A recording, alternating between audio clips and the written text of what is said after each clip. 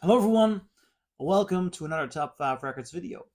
About 2 weeks ago I did a video about the Robert Ludwig hot-stampered Led Zeppelin II, a mythical pressing in the world of Led Zeppelin which sounded astonishing. Now there is another one of those mythical Led Zeppelin pressings. I got a lot of responses when I did a video about Led Zeppelin I, in which people told me to try and find a George Piros cut of Led Zeppelin I, which is a later 70s reissue. And you gotta find for GB in the Stampers. Now, I didn't immediately start to search it because, I got a very expensive classic records pressing and an expensive UK Red Plum, so I wasn't in the mood. But about a week ago, I went to a record fair, and lo and behold, what I found there in beautiful, yet dare I say, near mint condition, a George Piros cut of Led Zeppelin I. Now, I only paid $30 for it, so I was thrilled, especially in this shape, because yeah, it's definitely near mint minus. Final as well. So I thought, you know what, I'll buy it just to compare it to the classic records and the Red Plum. And I was a bit reluctant to try out because I thought I'm gonna do it for the experiment.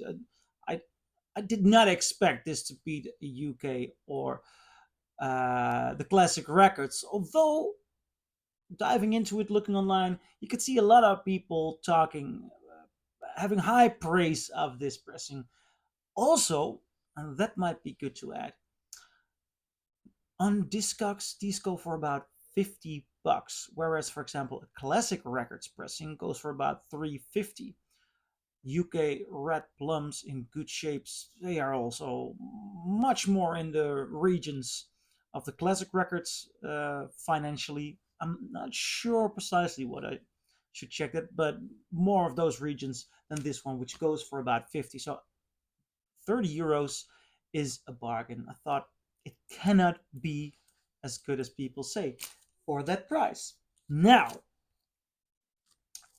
you know what? I'm gonna compare them to these two. A first UK Red Plum, the classic records, and then this one, the George Piros. Now, I must say, when I did a video comparing these pressings, I did some more besides the classic records one and the UK Red Plum. I also had a German pressing. Now, I was very, very enthusiastic about this, about the rough, full quality of this pressing, and I even in that video, I said that it was a tie with the classic records, though the classic records had a tad more definition. Um, Comparing this to the George Piros cut, um, I honestly think that the George Piros cut is more powerful. It has a very full, warm sound, the George Piros cut, whereas, this is a good, rougher sounding pressing. But the George Piros cut has more of an, how can I say this in a good way? Um, if you listen to Sterling mastered albums, I always notice there's a certain smoothness and a certain warmth in the sound. George Piros' cut is very noticeable in this regard, that this one sounds fuller, warmer. It's louder pressed, which does have its benefits with this record. Um, a lot of these Led Zeppelin I copies, they come with some scratches, and if they're pressed on a lower volume, so you raise the scratches as well. This is pressed much louder, um, but even when you compare the volumes next to each other, this is warmer. It has more detail in the mid. The voice is more clear, more present. However, it does not have the drums like the way the original UK Red Plum has, but honestly, I love the way the voice sounds. I love the way the guitar sound. I love the quality of the mid range on this one, and the bass is also spectacular on the George Piros. I was always in doubt between choosing the classic records pressing and the first UK Red Plum when putting it on, but I'm gonna put the Red Plum aside. The George Piros cut definitely beats the first UK Red Plum for me. Now, comparing it to the classic records. And this is really, I mean, it's an expensive pressing, but it sounds quite different from the George Piros cut. It has less warmth, definitely less warmth, less information and detail on the voice here, but it has much more high. The drums are so much clearer and more present. And although the power in the mid range, the power and warmth in the mid range is, it's not so much here. The power in the drums, in the high elements here, it does count for getting into the groove, getting into the rhythm, getting into the vibe. I mean, the drums are so much better audible, so much detail. It has a slightly thinner bass than the George Piros cut. Overall, it does not have the same amount of power, but I do have the idea that the classic records pressing overall, looking from especially the high frequencies, I mean, this one just has stuff that George Piros doesn't have.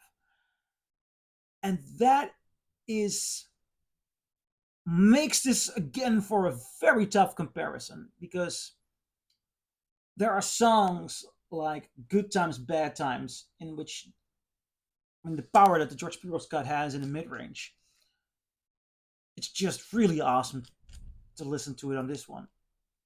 I prefer Good Times, Bad Times on the George Piros cut. But when you go to a song like Babe, I'm Gonna Leave You, You Shook Me, Dazed and Confused, these songs where the high frequencies and the delicacies of the high frequencies are very important, then I go for the classic records pressing. So this is a very tough comparison. Very tough comparison. It really also has a bit to do with your mood, with your preferences. Overall, this is the more nuanced, balanced one. This one can be very powerful. But in a situation like this, you have to take into account finances, because the cheapest one you'll find from this one on just Discogs is for about $350, and I believe it's 50 for this. So if you're gonna choose your favorite version, you can also choose with your wallet, because you do get a gorgeous audiophile pressing with George Piros cut for a way lower price. Nevertheless, I can't say this is a clear winner, as it's not the same experience as with the Led Zeppelin II, which is, it opens up so much sound, so much dynamics, so much detail, nuances, low, high, everything is just such an incredible experience on the Led Zeppelin II. Had the Bob Ludwig, and the articles that refer to that the George Piros is the equivalence of that for the Led Zeppelin I tend to disagree. It's an amazing pressing. It's amazing value for your money. But yeah, there is competition from other pressings, and there are things like the high frequencies that this one lacks that others do have. So choose with your wallet, choose with your the luck you get. But that is my comparison of the George Piros. I'm very curious. What do you think? Do you agree? Do you disagree? Leave a comment below, and I'll see you in my next video. Bye.